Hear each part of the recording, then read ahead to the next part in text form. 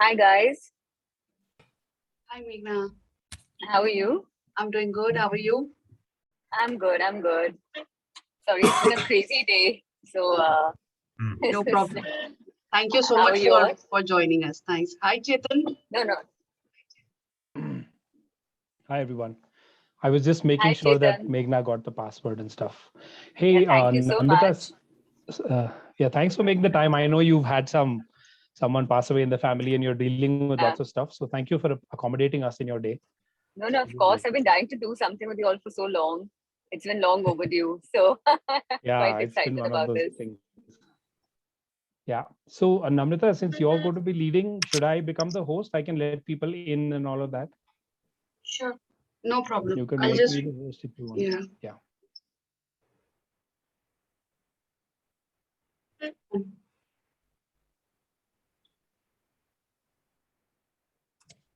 So Meghna, while we're waiting, are you familiar with the First Draft Club? Do you know what this is about, this group? And No, please do tell me.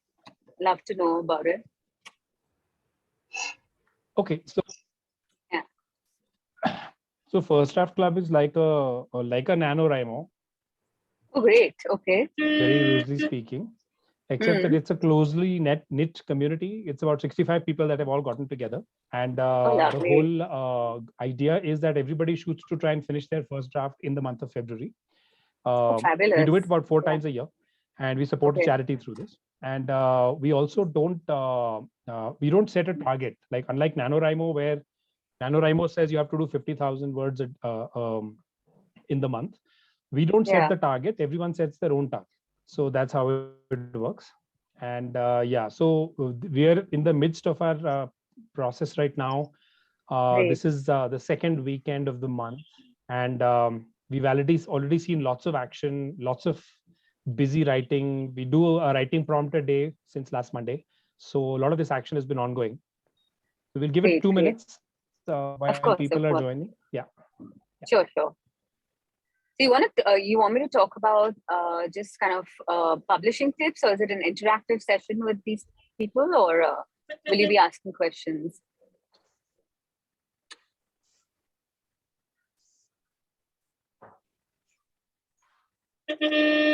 Namrata, you want to take that? Yeah, sure. So Meghna, I'll actually start the session by introducing you to them. And then I have some questions which will be around writing and publishing. And the last half an hour will be where we'll open the floor for questions where the participants will also ask some questions to you. Great, cool. Sorry, I had to take this via my phone and not my laptop because I'm on the move on the road.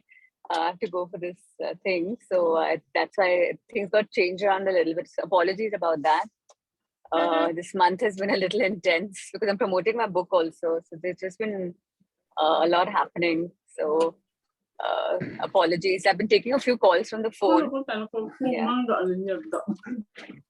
Yeah. Congratulations on that. Boys Don't Cry. Sounds like it's getting a lot of attention, lots of reviews and stuff. So yeah, I haven't had a chance to get my own copy yet, but I'll get it soon. Please do. It's actually my personal story. So I'm pushing it out more because it's the first time I think in my writing career that I've written something personal, actually taken from my life, and Right. it's. I think that's kind of also, and it's been picked up for a movie, which is fantastic. So we'll get a much larger medium.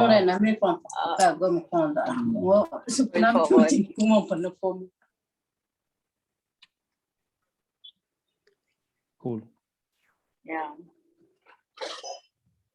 All right, shall we get started then? We're at 29 people and people will keep joining, Namrata. So why don't you go ahead? Yeah, sure.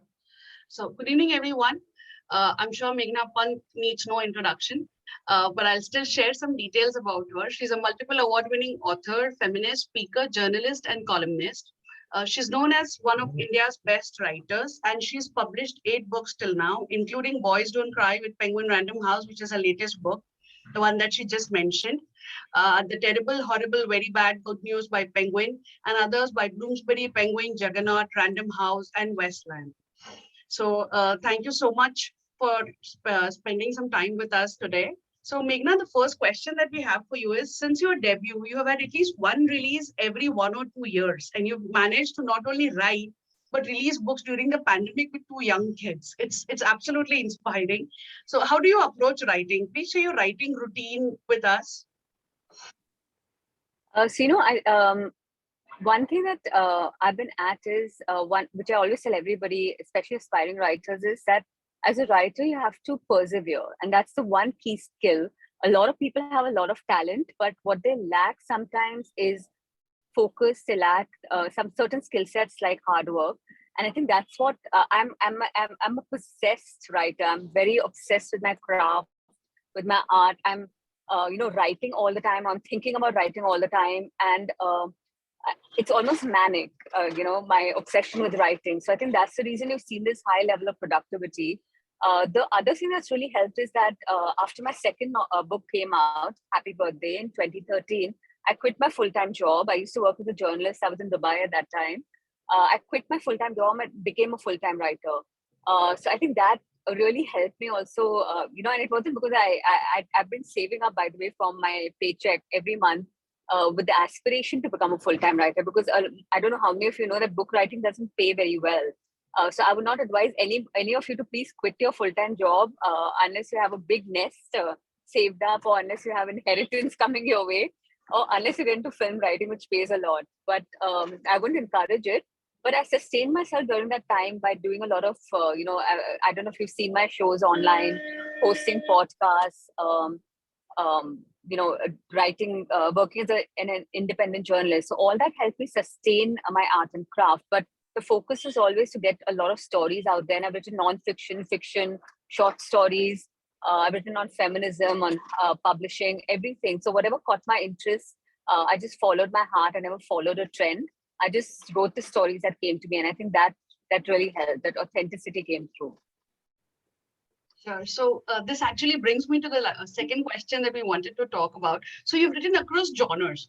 And in one of your interviews, you had mentioned, I'm not averse to risk. I write to break stereotypes, which is clearly evident in all the topics that you've written in your books, which includes, strong women challenging societal norms, toxic relationships, etc. So how have the publishers responded to this? Because you see, the larger belief is that publishers or literary agents want to play safe. They take books on Yes. topics which they feel are largely saleable, on a mass level. So Yeah. how has their response been on such topics, to such books that you've written? That's an excellent question. And I'm so glad you asked me that because nobody else has. Very few people have actually. And it's a very tricky one, to be honest, because if you notice the trend of contemporary writers in India right now, they're all sticking to the same genre, Yeah. more or less. I think 95 or 99% of them, they're writing the same. They're either writing mythology or romance or nonfiction. And I have kind of cut across all genres. Like I said, Yes. I only write the stories that come to me. But I think what has helped is that because my books have done well, they've sold well, they've found readers. Publishers are willing to take that leap of faith with me. So I think if you have that kind of, if you have talent, I guess, I don't know, I don't want to toot my own horn, but I think writers are looking for fresh new voices across genres. So tomorrow, like for example, I'm working on a young adult fiction and I'm working on a thriller.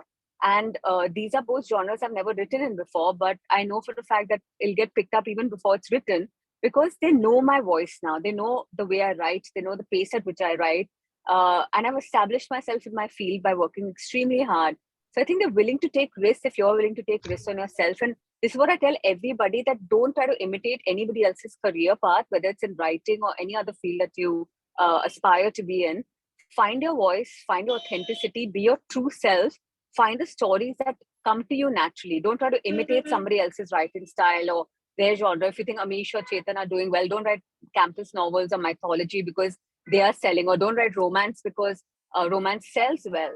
Write whatever comes to you, and trust me, if you're a good writer, publishers will be willing to bet on you. They'll be willing to take whatever chances that you're also willing to take on yourself. This is how the universe works, even in our personal life, right? If we take a chance on ourselves, the universe will conspire to make it happen for us. But just trust yourself, trust your instinct, trust your gut, trust your ambition, trust your voice, and trust me, nobody will be able to hold you back. That's really very helpful. So Meghna, as someone who has come to writing from a non-writing background, I remember in one of the interviews you've mentioned that you started your writing journey by attending a lot of workshops in New York, where you were working at that time, and that eventually led to your debut. So can you share how these workshops helped you in your writing journey? Like, would you recommend to all writers whose aim is to get published to approach writing similarly by starting, workshops or courses or even pursuing an MFA? What would your advice be on that front? Guys, I'll be very honest with you, and this is not because I've written the book, but because this is the only book out there right now in India, the only guide to writing, publishing, and marketing a book, how to get published in India. Trust me, blindly pick up this book because I wish that I had a book like this when I had started out. Shobha Day had launched How to Get Published in India at the Jaipur Lit Fest in 2019. And I remember asking her this. I said, how come nobody, it's such an obvious book for me as a writer to have out there, right? Why is there no guidebook telling writers how to navigate this very opaque industry where rejection rates, by the way, are 95%. 95, I'm not even exaggerating. And an editor gets inundated with submissions. Every minute they're getting a new submission. How do you make sure that your book gets picked up? How do you make sure that your story gets out there to the world? You have to be extremely smart when you're pitching your manuscript to publishers. And this is, again, one place, because I think artists tend to be bad with paperwork. They lose out on that submission process because they get impatient. So the one thing I did differently is after I finished writing 1.5 Wives and Happy Birthday, 1.5 Wives was my debut novel and Happy Birthday is my debut collection of short stories. I spent 6 months researching how to approach publishers. And I went to everyone's, nowadays it's very easy. You go to their website and you see their submission guidelines, and please stick to it with a capital T. Do not waver from what they're asking for you. If they're asking for 2 sample chapters, you send 2. If they're asking for the full manuscript, you send a full manuscript. Don't waver. Do research on the editor that you're approaching. And please, please don't make rookie mistakes. Like, for example, I remember Chiki Sarkar saying that she's She's addressed as Mr. Sarkar in a lot of submission emails and query letters. If you make rookie mistakes like that, the editor, trust me, has literally 30 seconds to look at your submission email. If you do not come across as professional, they're going to move on to the next person. They may not even open your sample chapters. So please be very careful with how you're submitting and approaching publishers. Please be very professional, because they want to work with professional people at the end of the day. They're not going to sit and waste time on somebody who comes across as amateurish, even if your story is good. And pick up this book because it'll guide you on not just how to write a book, it'll guide you on how to find the correct publisher, a good publisher for your novel or a short story collection or non-fiction or poetry collection, whatever you're writing. It'll also help you understand how marketing a book works, which is another area, because nowadays jo dikhta hai wo bikta hai, and that's the truth.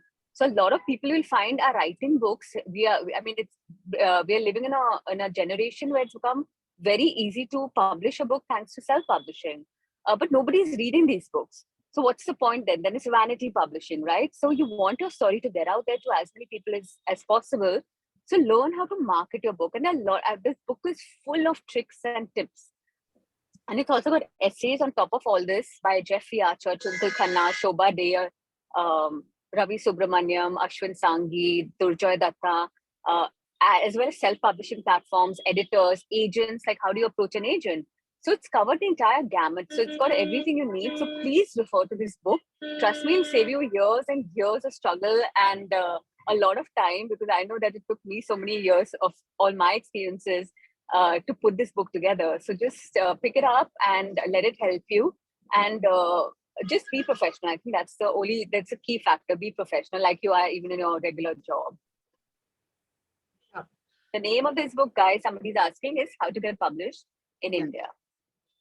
Thanks, Meghna. Our next question is, we've always been told that social media these days is very important for writers. So how do you approach social media and balance it with writing? Any tips or any advice that you have, any thoughts that you have on this? Nowadays, I won't lie to you. The fact is that publishers will immediately, if your book sounds interesting to them, the second thing they'll do is to Google you and find out your social media presence. If they see that your book can be sold, they will pick it up. So unfortunately, like I said earlier, jo dikhta hai wo bikta hai. But I would say don't go for numbers, go for quality. So find your tribe. For example, if you're writing a non-fiction book on cooking recipes, so build a tribe of followers who are in that industry. So make yourself an industry expert, a leader, an opinion leader in your field. If you're writing fiction, then share quotes, get involved with literature festivals, get involved, read fiction authors in India, like make yourself part of the community. And trust me, once you're part of that in whatever genre you're writing, once you become an opinion leader, sort of part of the community of that genre, the publisher will find it easier to sell your book, because you will find it easier to sell your book. So don't go for numbers, go for instead content, go for quality. And like I said, find your tribe. That's the most important thing of all. Sure, thanks. One of your most read about writing advice is to not romanticize writing. So can you talk a bit more about this? A lot of people even now, they tell me, Meghna, what a life. You sit at home and you're sitting and, writing all day long, and you're cashing all those royalty checks. And you're getting so much, publicity and all that. And it all sounds very hunky-dory. But, like the iceberg, you're seeing literally not even 1%. I think you're seeing 0.1% of the hard work that's gone into it.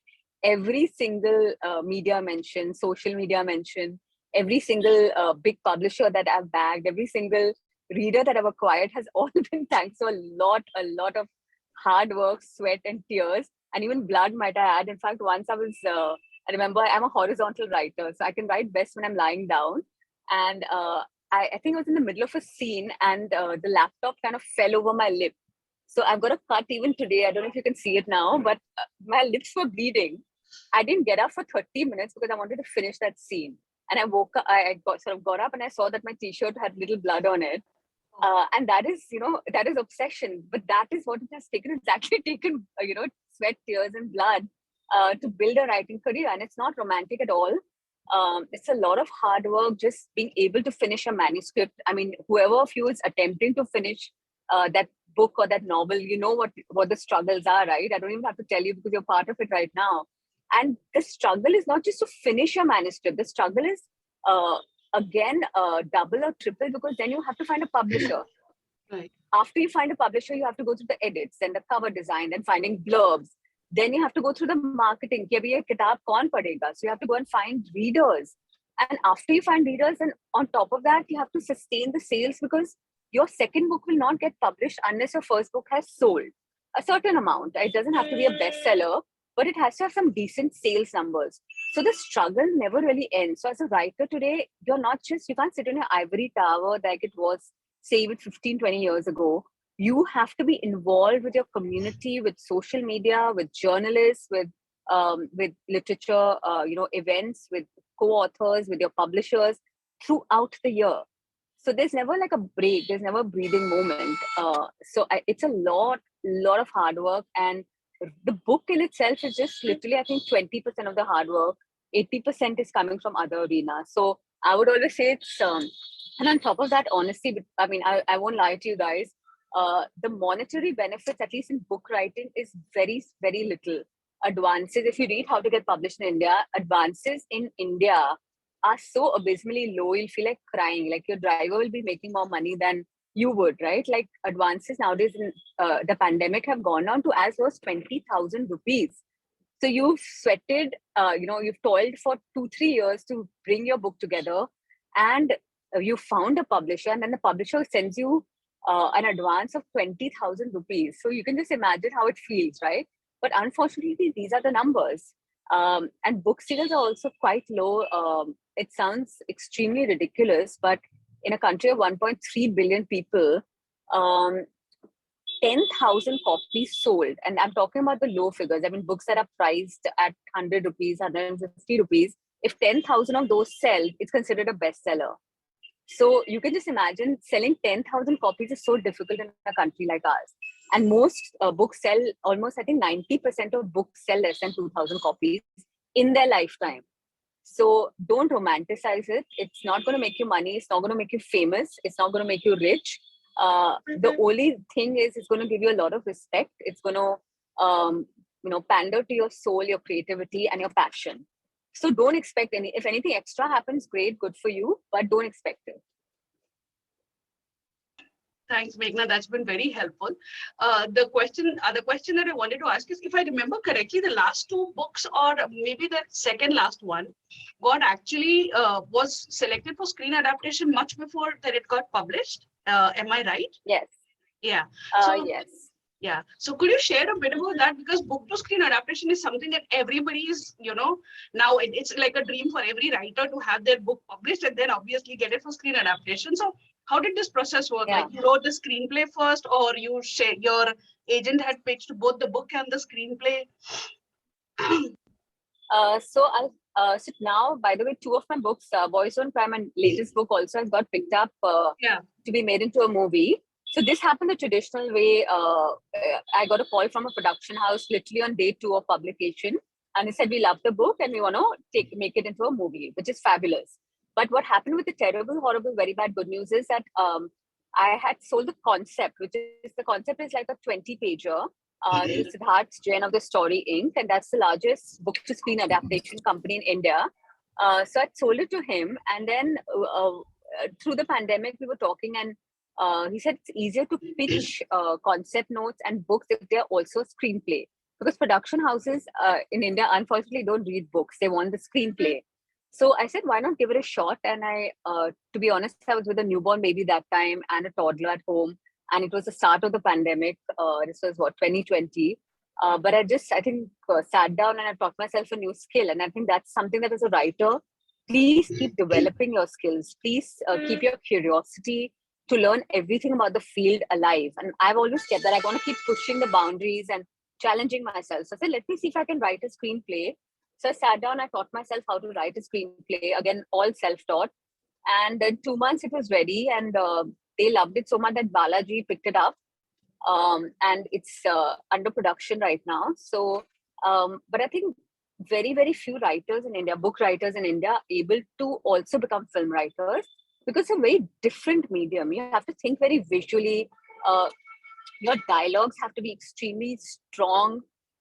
And also one skill set you need is to be able to work in a team. As a book writer, it's your book, it's your editor, it's a couple of copy editors and line editors, your cover designer, and then your marketing person. And you're not really working with anybody else, but it's basically your editor and you.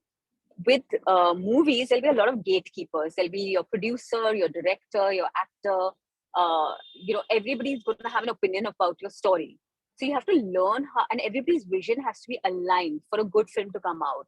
So it's a very different beast altogether. So it really, of course, helps that I live in a city like Mumbai, because that accessibility is there. So that's another factor we can't discount. So get into film writing only if of course, experiment and dabble in it, but it's a very, very different beast that you're walking with. So just, again, be aware of what it involves. Thank you so much, Meghna. So now we'll open the floor for questions. We already have a question from Shalini. She wants to know, I'm working on my second book. My first one is up for release soon with a traditional publisher. What I would like to know is how will the querying process be different for a second-time author versus a debut author? I think the second-time author will actually find it easier to be able to bring their book out because they already have some history of writing. So use that to your advantage. If your second book is getting published, that means that your first book has sold a number of copies and has done well. So keep that in mind and use that to your advantage.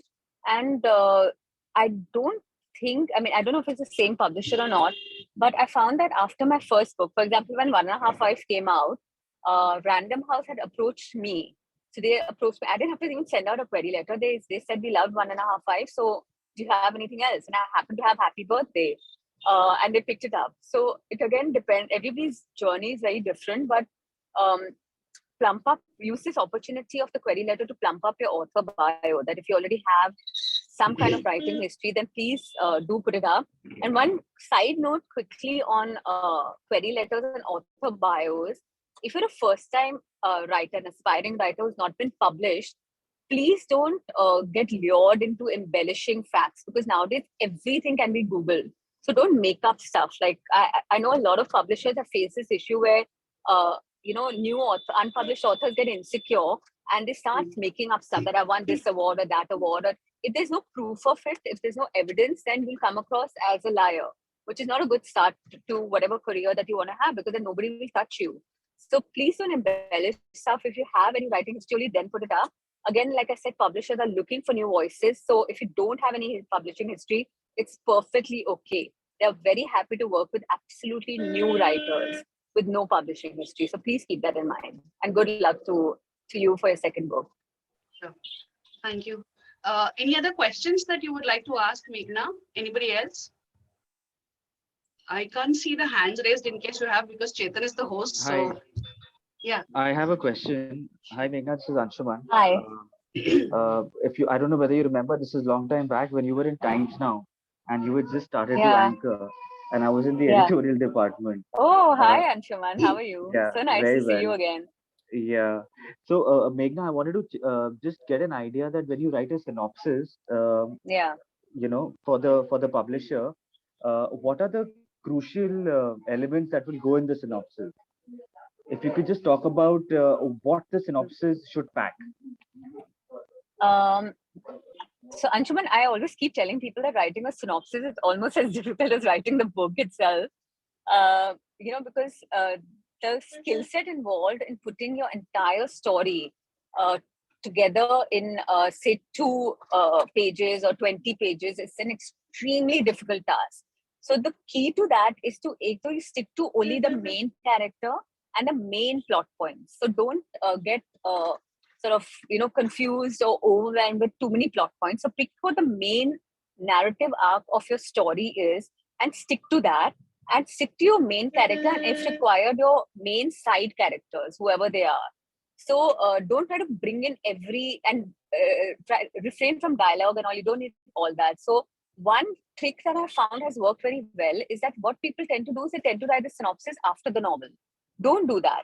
The first thing you have to do before you begin writing, whether it's non-fiction or fiction, or even short stories, is to, before you even start writing, is to already write a synopsis. And the reason, I'll tell you why I'm saying this, because for 1.5, for example, I was also an aspiring writer like the rest of you. I didn't know all these things, right? So I started writing 1.5, and then halfway through the book, I didn't know how to take it forward. I literally got lost. I wasted 3 months in trying to understand how to take Amara's journey forward. And it was not the best way to go about writing a novel. So now what I do is, before I start writing everything, I put everything down on paper. The beginning, the middle, the end, the main conflicts, how the resolution takes place. So what that does is it helps me concise everything, and it also helps me